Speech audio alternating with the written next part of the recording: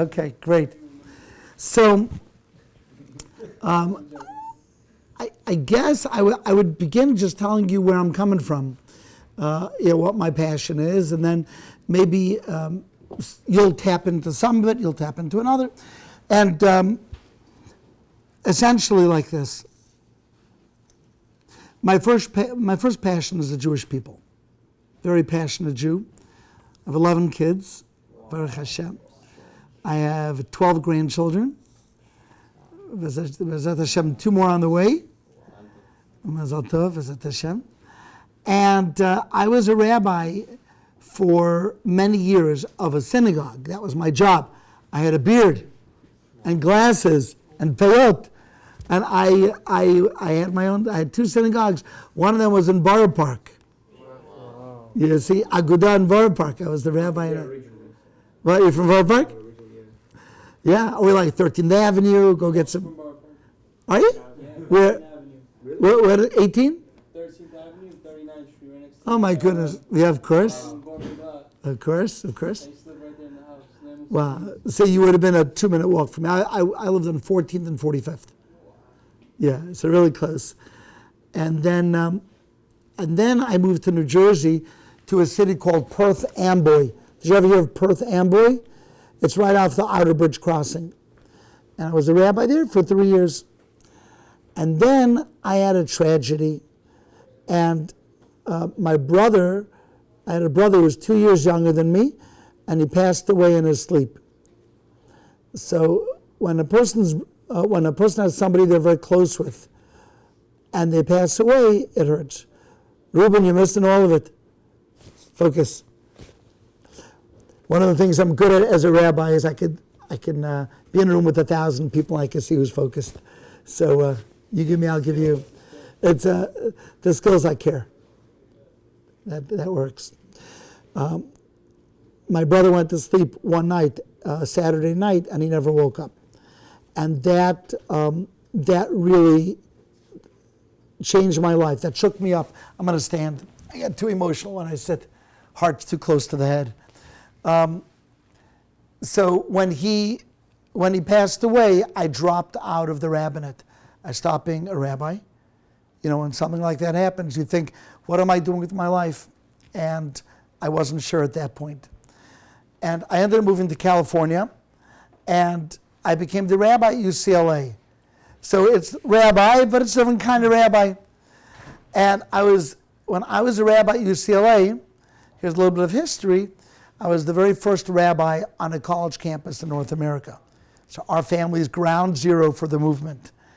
This is in 1999. There was no Emet, there was no Rage, there was none of it. It was just me and my wife starting off the first campus in California, UCLA. And we were there for 6 years. After 3 years, we thought, wouldn't it be great if we spread what we were doing on campuses to other campuses? So we started going to USC, which is the competition to UCLA, and I became the rabbi for both. And then I went to San Diego, UCSD and SDSU. Then I went to Santa Barbara, UCSB. And at some point, I was the rabbi for 6, 7 campuses at the same time, jumping from campus to campus, and eventually installing in a rabbi to live on the campus. And then we continued, and then I went to other cities, and I helped start Florida, and then we helped start Madison, Wisconsin, and then years later I helped start Emet, and I helped start Rage. Like, I was involved with literally every campus program in North America. I helped start, and that was my passion. I felt like, you ever hear of Johnny Appleseed? Yeah. I felt like Johnny Appleseed, going around from campus to campus, starting programs, finding rabbis. You know Rabbi Rutenberg? Yeah. I was at his bris. Yeah, he told us. You told him? He told us. I remember his bris, yeah. His dad and my dad were very, very close. Yeah, that's right.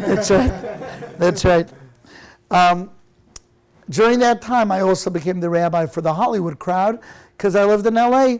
So for many years, I would give a talk to people in Hollywood, the actors, the producers, and that later on came in very handy. And if you Google my name, you'll get the Hollywood Rabbi, because the VP of Warner Brothers, Sony, Disney, they're all my students. And eventually I got a little bit into the industry as one of my hobbies. About 14 years ago, we moved back to New York, and I took on a job, which is still my job today, which is the educational director for Olami. So any Olami campus that has a rabbi, my job is to educate that person in how to do do outreach. A year after we moved here, our house burnt down. That was the second time my house burnt down. When I was 15 years old, my house also, like the whole thing went up in smoke. And today, very few things get me nervous, but one thing, if you want to see me go a little crazy, if the fire alarm goes off, I have a trigger reaction to it. You could understand why. Twice the house burnt down, and especially that we have a lot of guests. When I hear the fire alarm, I'm always worried maybe there's kids somewhere, whatever. It really gets to me. We had to move out of the house for a year, and we rebuilt it. And one of the things that we did when we rebuilt it was we were able to make this room so that we could do Shabbatons every week. This table is an interesting table. I'm going to be throwing a lot of interesting information at you. This table is custom made. You can't see it unless I pick this up, but you see over here? This table is actually made out of 4 tables that are meant to come together. So therefore, only the 4 corners are round. So you see this corner's round, those 2 corners. So when you put it together, it looks like one table. But this is if I have 32 people for Shabbat. But if I have 64, so then I divide the tables down the middle, we create separation, and now it goes from 32 people to 64 people. And then I could divide it even more. So it's a cool way of doing it. It's made with 4 quadrants. And we started doing Shabbatons every week. Now that itself is an interesting story, because we were for a long time, we were the only people doing Shabbatons to this scale. So we start off with 30 people, and then 60 people, then 80 people every week, then 100 people, then 120 people, and this house became crazy. We ran out of sleeping. On Shabbat, what we do in order to make more beds is the kids all squish together, and they empty out their rooms, and we're able to fit 45 people into different beds. That's still not 120 people. So my wife, very kindly for many years, would call all the neighbors. And then when we used up all the neighbors, we used to tell people, you can come, but you have to bring a tent. And so for many years, if you look in our backyard, there were 10 tents. And the whole backyard was full of tents, and we became Tent City. It was really pretty crazy. But we wanted to do it because we thought it was the right thing to do. Part of that was we started doing single events. And the single events that we made, many shidduchim came from our house. If I would have my way, I'd have a bunch of girls here also, so I can match you guys up. But I don't think they wanted that, so you'll have to come to me privately. Although the Emmett girls were here earlier in the week, you know that? No. Yeah, they were here on Sunday, so you missed them. Very nice girls, actually. So that's what we do in the house, and we do a Shabbaton. Now we knocked it down. We have about 65 a week. We spoke to a big rabbi. He says, too much, you're going to get burnt out. So we do about 65 a week, and it's a very beautiful thing. That's the house. My day job is I go around from campus to campus, training in all the new rabbis. So that's my job. Now, what else goes on here? So some of you may know this is the house of Shabbat.com. Did you ever hear of Shabbat.com? Yeah. You ever heard of it? Okay, you heard of it. Most of you have heard of it. Shabbat.com, I'll give you just a very brief overview. Shabbat.com is the competition of Facebook, but it's Jewish and it started here. If you've never seen it, basically whatever Facebook could do, pretty much we could do the same thing. We rebuilt their technology, but the idea was, can we help you find a place for Shabbat anywhere you go? You're going to Switzerland, we'll find you a place for Shabbat. You're going to Eilat, we'll find you a place for Shabbat. You're going to Tel Aviv, we'll find you a place for Shabbat. You're going to California, we'll find you a place for Shabbat. So that's what Shabbat.com is. Basically, you have to travel one day. You're going to be in the army. One day you're going to be a moel. I'm a moel. You could learn how to, I work for tips, right? You could be I got a lot of moel jokes. They're all cutting edge. So you have to be sharp to get them. But anyways, I'll stop. You get the point. Anyways, I can keep going. I'm not going to. It's on Torah anytime. Anyways, so the idea was wherever you travel in the world, you should find a place for Shabbat. But then we said, let's make it also the world's biggest Jewish dating site. So we added dating to it. Then we said, hey, let's add jobs. So anyways, if you never heard of it, you should definitely check it out. Shabbat.com is the world's largest Jewish social network. We are a social network. If you go on right now and you sign up, within minutes, 10 people from all over the world are going to say hello to you, because Jews are very busy with saying hello. We won the Israel Award in 2017 as the top way of connecting Jews. And we are in now 200 countries. So it's a very big technology undertaking. And that runs out of this house. We started it. We have to raise for Shabbat.com to keep it going over $100,000 a month. So it's very, very expensive. Last year, we had a very good thing happen to us, which is the founder of WhatsApp, who's a Russian fellow, Jan Kum. He heard about us. He came to Muncie. This guy's a multi-billionaire. He's on the board of Facebook.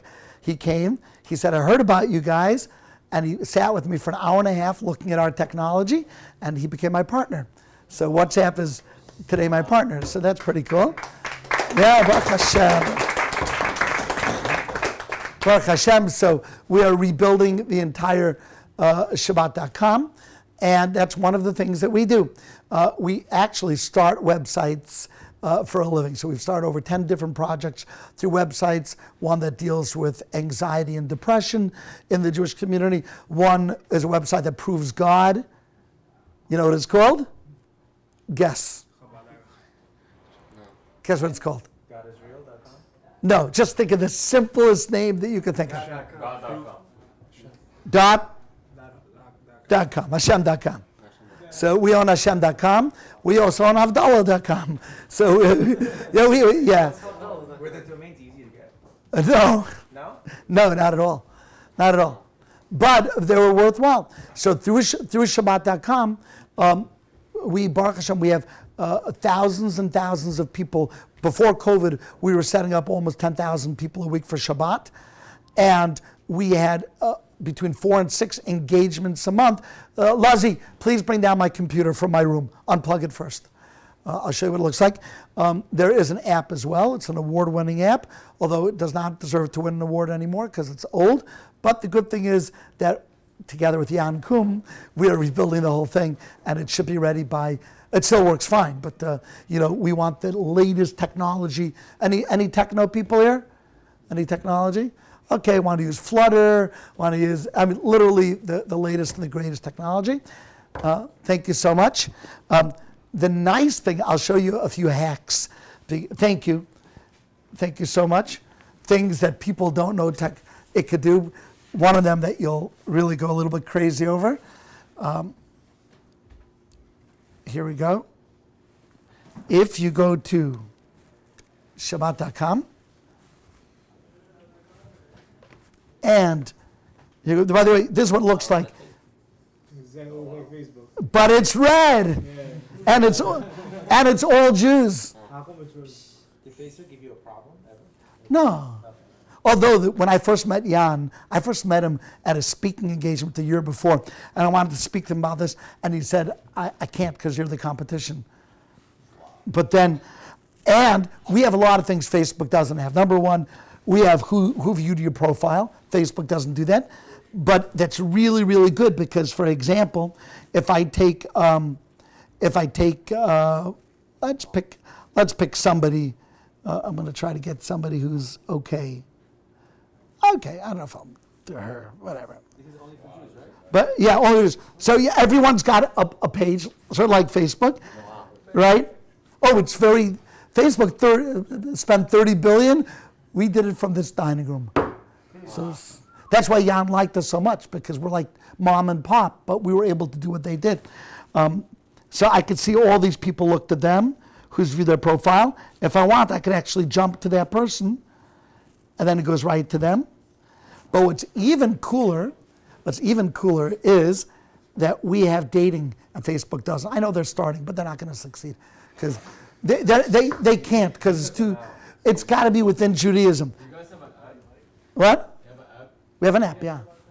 So take a look. You click over here, the dating, and the last person to look was a girl. So here's a guy. So let's say you pick women only. Boom, and then you could pick the ages, you know, and it's lightning fast. And what you could do when you click on them, you click, and right away you get their whole profile. And it's free. Okay. So here, if you're interested, I'll tell you the hacks. So we default to that they can see that you view their profile. We default to that because a lot of the shidduchim that were made because someone said, oh, I noticed you looked at my profile, I want to say hello to you. Now, we're a community. There's more than 100,000 people on here, but we're a community. So there's a protocol on how to speak to people. If you're creepy, they'll block you because there's a lot of safeguards here. We learned from Facebook. We have to have safeguards. So what I would tell you is if any of you one day, you want to look on Shabbat.com for a girl. So first of all, you could first find who you're looking for and bookmark them. And then you can go over here and you can see all bookmarks. This way you don't have to go through the list all the time. But what you want to do, yeah, you put them in the shopping cart, right? And I'm saying, I just want to know we're taking everything down, because not entire attic. No problem. Thank you. What you want to do when you message somebody, guys, listen, I'm just telling you how the community works because you haven't been there. What you want to do is if you're interested in somebody, you just leave a sentence like, hi, just wanted to wish you Shabbat Shalom, Michael. Just like that. That's how the community works. Or just want to wish you a beautiful week. Don't say, hey, you got beautiful eyes, right? Every community functions differently. It's a warm, friendly community. And a lot of people come here, they want to date, but they're not on other dating sites. Like we have the people who aren't on there, people here don't pay, and they want to be in a network rather than Soyo at Sinai or J-Date or J-Swipe. People want to be part of a community, so you got to be cool about it. Now here's a very funny feature. If you click matchmaking, it actually allows anyone to match up any two people. You just drag the guy here, drag the girl there, and click make a match.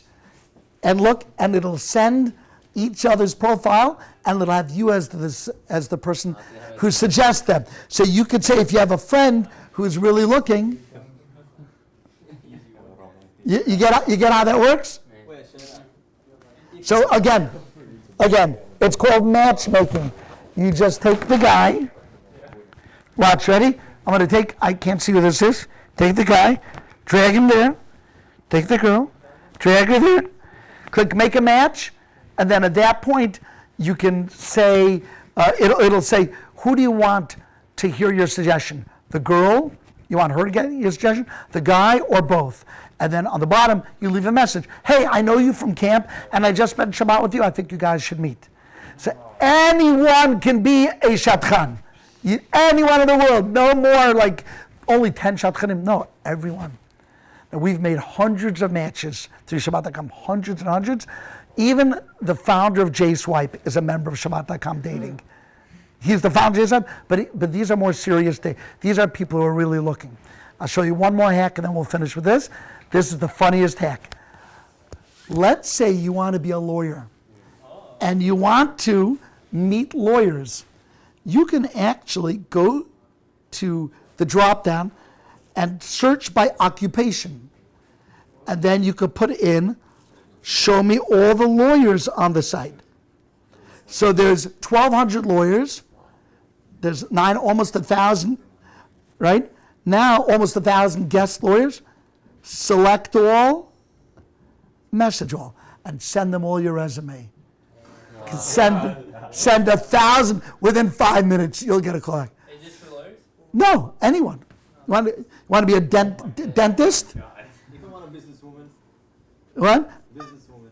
You want to be a Find a job. occupation? You want to be a dentist? Dentist. Here you go. What's with those purple things?